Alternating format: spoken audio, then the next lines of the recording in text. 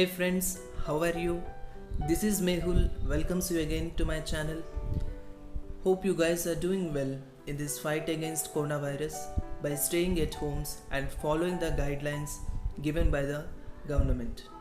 Today, our video is about the hidden treasury of the temples. Temples in India reflect the rich religious heritage of the country. It houses more than 5 lakh temples, several of which have been recorded to be places of immense faith and miracle and attract a large number of devotees from all corners of the world. A temple witnesses donations as small as a rupee to crores, sacks of gold, diamond jewelry, and all kinds of riches that are flooded inside, summing up to a value of thousands of crores. Friends, are you interested to know their actual worth? So let's start with the famous temples of India. Number 1. Tirupati Balaji Temple, which is built in 10th century in Andhra Pradesh, has its annual donation of rupees 900 crores. According to a government reports, an average of 30,000 visitors donates $6 million to temple every day. It has 52 tons of gold ornaments. Actually, this Tirupati Balaji temple is the center of attraction for a large number of visitors and it is the largest visiting temple in India. Second one is Padmanabh Swami temple in Kerala. This temple worth of rupees 500 crores of annual donations. This gold plated glory is the richest temple not only in India but all over the world. Temple is said to contain over 1 trillion hidden in its secret chambers, which are not visible and are protected by 2 big cobra snakes. Third one is Sri Vaishno Devi Temple of Jammu, which has the annual worth of rupees 500 crores. The temple has 1.2 tons of gold and received 100 of kgs of gold as donations over a period of 5 years. Fourth one is Siddhi Vinayak Temple of Mumbai, Maharashtra. This temple has worth of rupees 125 crores has annual donations. The temple has 158 kgs of gold offerings which is worth of around $67 million. Fifth one is Shirdi Sai Baba Temple of Nashik, Maharashtra, which is worth of rupees 320 crores of annual donations. According to the reports, the bank account of the temple has about 1800 crore rupees along with 380 kgs of gold and 4428 kgs of silver and a large amount of money in the form of dollars and pounds is also present. Next one, number 6 is the famous temple of Punjab, Golden Temple of Amritsar. This temple has the annual income of rupees 500 crore rupees and which is a famous temple in the northern India. Seventh one, Meenakshi Temple of Madurai, Tamil Nadu.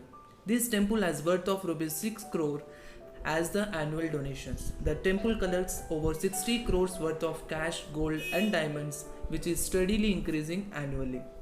Eighth one, Sri Puri Jagannath Temple located in Pune, worth of rupees 150 crores. Interesting fact is that about 30,000 acres of land is registered under the name of Lord Jagannath.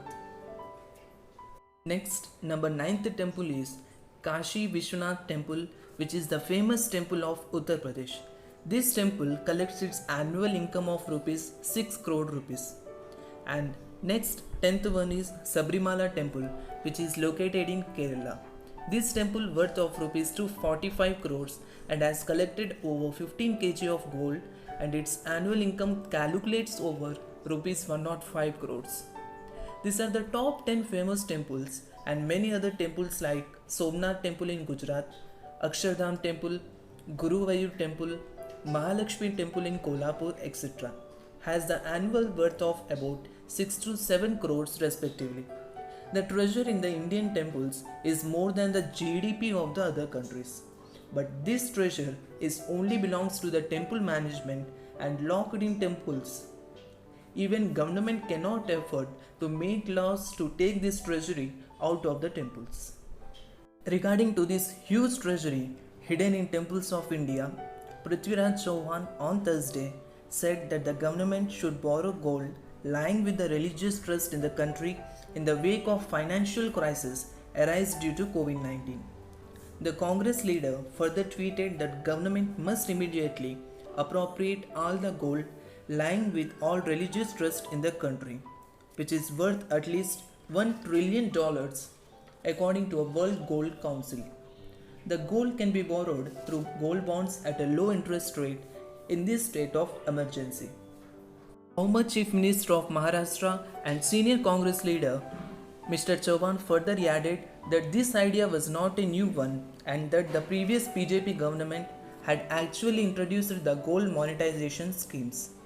He recalled the Vajpayee government in 1999 that introduced the gold deposit scheme after economic sanctions due to 1998 Pokhran atomic test. The scheme was targeted at individuals and institutions, asking them to deposit gold in bank at the low interest rates. Mr. Vajpayee government taken this decision to overcome strong economic sanctions that has imposed on India after nuclear test that has conducted in Pokhran of Rajasthan, and is succeeded by introducing gold deposit scheme for the first time ever in the history of country. Vajpayee is known for his strong willful decisions. On November 5, 2015, following the footprints of Mr. Vajpayee, Prime Minister Narendra Modi has also modified this gold deposit scheme and introduced gold monetization scheme which had still existing in our country. Let's take a look on the features of this gold monetization scheme. According to this scheme, the resident of India can deposit gold which will be denominated in grams with a purity level of 995. The deposit will help the depositor to earn interest at the rate decided by the central government and notified by the Reserve Bank of India from time to time. ISII Bank is one of the designated banks authorized to implement this scheme. The main objective behind the monetization scheme of the government was to mobilize gold held by the households and institutions of the country to facilitate its use in the productive purposes, and in the longer run to reduce the country's reliance on the import of the gold.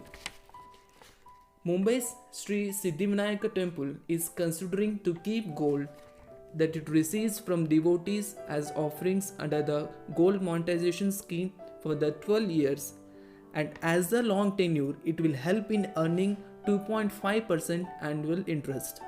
Earlier the temple had kept gold under gold monetization scheme for the medium term and earned 2.25% a year.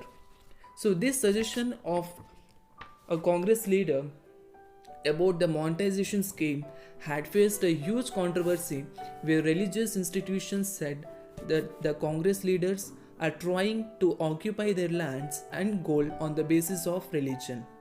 They also further added that why Mr. Chauhan is not asking churches and masjid to contribute on this kind of situation who has acres of land on their names of donations. So friends, what do you think, that the doors of treasury of temples should be open in this tough situation such that the economy will be boosted up and again returns onto the track? But in my opinion, these treasures of temple will not be utilized in a better way possible until the strong wall named religion is broken up, because this is the one which is not allowing the things to happen in a phased manner.